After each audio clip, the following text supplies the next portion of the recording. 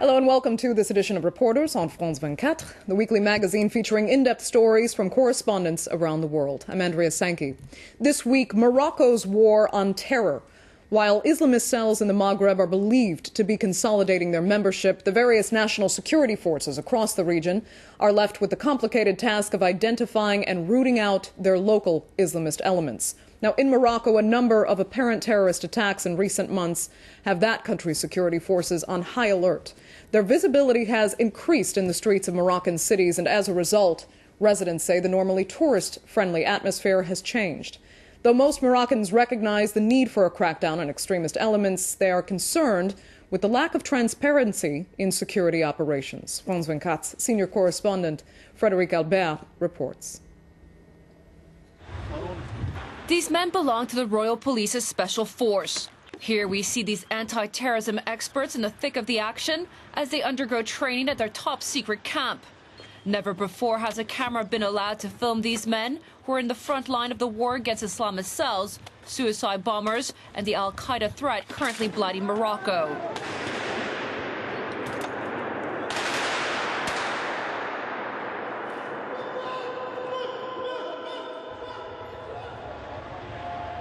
Meanwhile, it's prayer time in nearby Casablanca, the economic capital of the country. Not a word is said in public about the tide of violence which has hit the city and the suicide bombers who prefer to perish rather than being captured. Silence also surrounds the ongoing investigation, yet the population, deprived of any reliable information, is living in fear and wonders just how far the tentacles of this terrorist threat reach.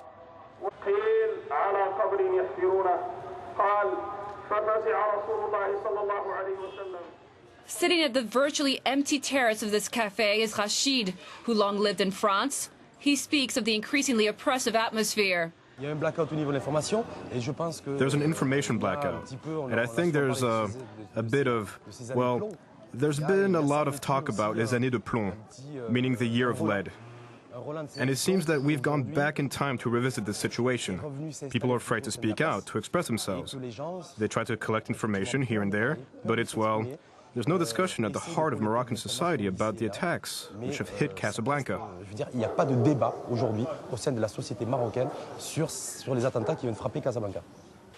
No public discussion, yet security has been bolstered on the main streets of Casablanca and its most crime-ridden areas. The big hotels have called on private security companies, relying on bodyguards, barricades, and the screening of vehicles. Yet our cameras were not allowed to film the system put in place to reassure the pampered clientele.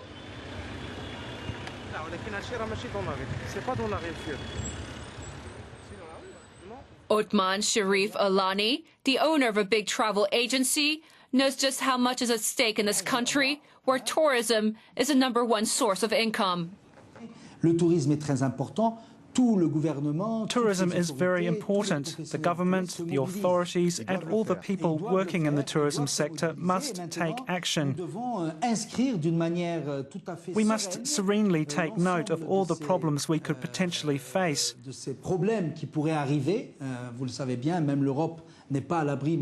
As you know, even Europe, unfortunately, isn't protected from possible terrorist attacks.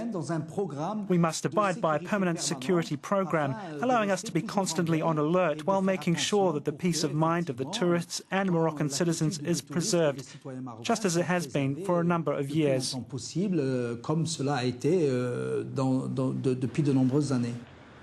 One of the chicest streets in Casablanca.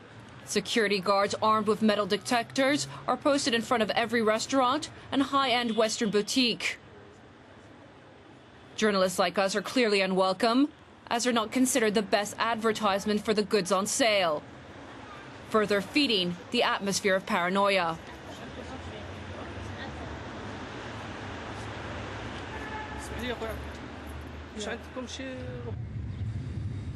The Sidi Moumen slum, a potent symbol of Morocco's social disparities.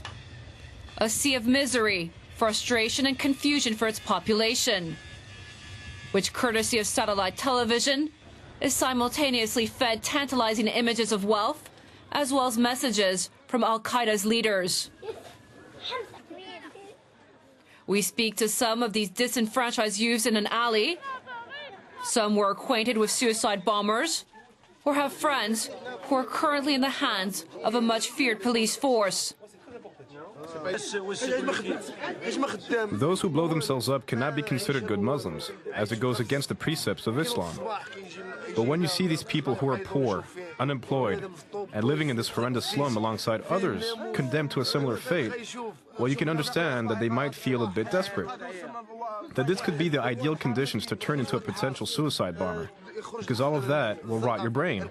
It might go against Islam, but we understand them.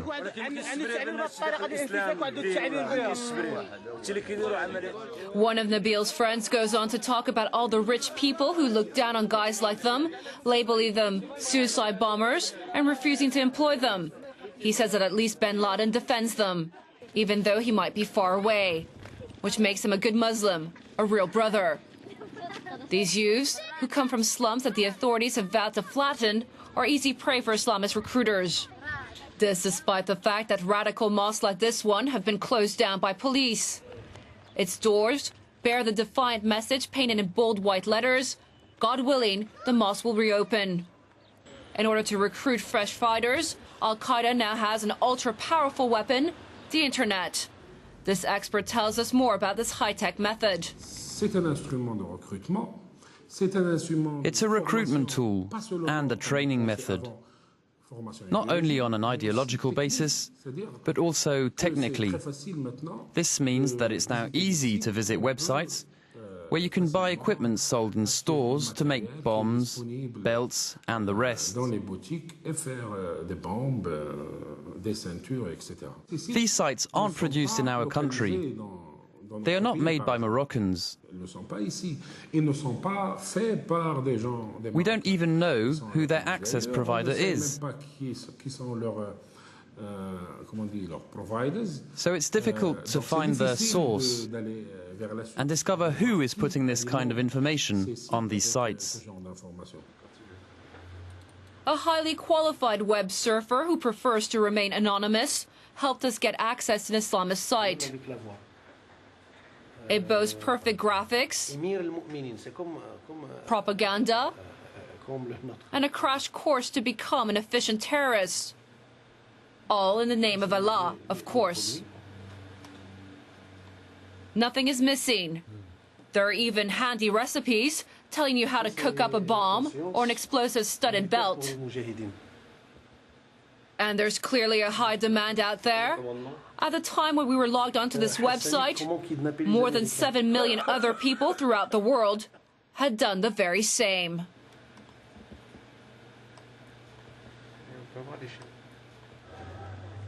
Posters and small protests like this one are no match for the pull of the almighty internet. Trauma and fear probably keep potential demonstrators at home. The crowd includes members of a political party playing an increasingly influential role in Morocco, so-called moderate Islamists, who are tolerated by the country's authorities. Their dream is to rule someday, confining the king to the role of mediator. They include Mustafa Ramid, an MP and lawyer, one of the most radical, outspoken members of this movement.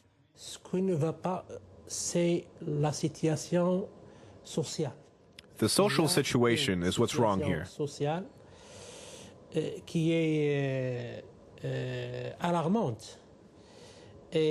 It's alarming, and it could well provoke an outbreak of terrorism.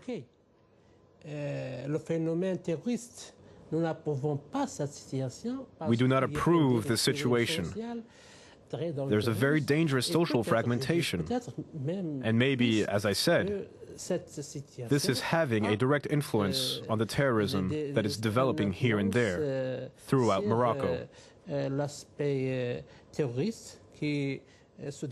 government must do all it can to avoid the worst.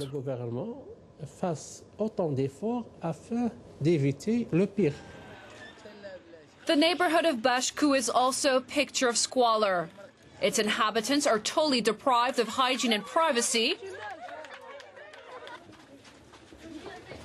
Mohamed Darif acts as a tour guide through this Moroccan labyrinth.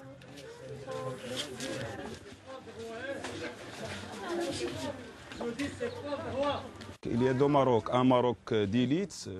are two Moroccos, an elite one, the one dotted with villas, and there's a deeper Morocco, the one of poverty and suffering. Of course, all the countries who have experienced democracy underwent an improvement of the population's socio-economic situation. What are we going to do with democracy in a situation like ours? It's terrible.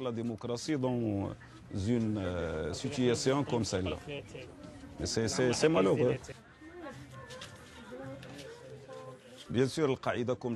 As I said, Al-Qaeda's priority is recruiting fighters for Iraq. When the Moroccan authorities manage to dismantle recruitment cells, preventing youths from going over there, the reaction is to perpetuate attacks here. I see this as an alternative and reaction to the authorities' successes. Ici, c'est une alternative, comme j'ai dit, et une réaction contre la réussite des autorités. C'est la création d'un nouveau front. It's the creation of a new front.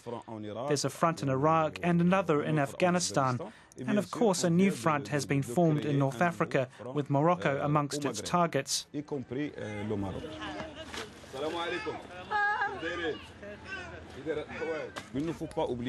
We mustn't forget that an organisation has just been created, Al-Qaeda in Islamist Morocco, which has defined its objectives and expanded its sphere of action. Al-Qaeda has put Morocco on its agenda.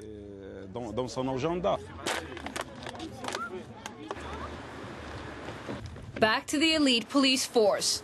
Their relentless training must enable them to face any risky situation. Dismantling Islamist cells, exploding rigged bags, locating and neutralizing suicide bombers. Helped by the intelligence services, they must now face up to an enemy hatched from within. The specter of Al-Qaeda haunts Morocco and the rest of North Africa.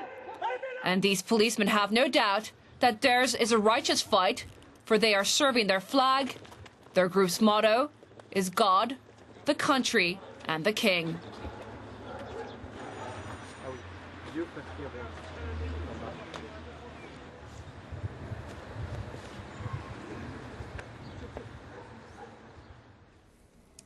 And Frédéric Albert joins us now for comment on that report. Frédéric, in the context of North Africa, how strategically important is Morocco to Islamic extremists, primarily to Al-Qaeda? Well, Morocco is the main target because Morocco is probably a target between Tunisia. In Tunisia, security forces are very strong, and there is no way for the Islamists right now to try to impose their views. In Algeria, it's a different story because we remember the years when there was that war, and now it's a complex story. In Morocco is the weakest point in that strategy, and Al-Qaeda has understood then that this is the way, because rich people are becoming very rich, poor people are becoming very poor, and there is the religion, and there is this images coming from all the world. So it's an highway for the young people who could become tomorrow new kamikazes, new suicide bombers. So as you said, they can easily exploit those growing social divisions. They are doing it. They are doing it right now. And just how concerned then are ordinary Moroccans with the threat that extremists pose, particularly to the tourist industry? We heard a few say that they are worried, but they are involved directly in the tourist industry. How about ordinary Moroccans? Are they concerned that their economy will be hit and they will feel the consequences as well? That's why they're very afraid, and they're very cautious about everything. You know, you can see that in the streets right now. Everybody is watching at his neighbor, just trying to see if something not normal is happening. even as we haven't been well received everywhere, it was not easy for us to work, because Morocco doesn't want to offer a bad image. Morocco, it's now the touristic season which is opening, and all the Morocco people and the simple people want to survive. Okay, Frederic, unfortunately we'll have to leave it there. Thank you so much for joining us, and thanks to our audience as well. That's all for this edition of Reporters. Bye-bye.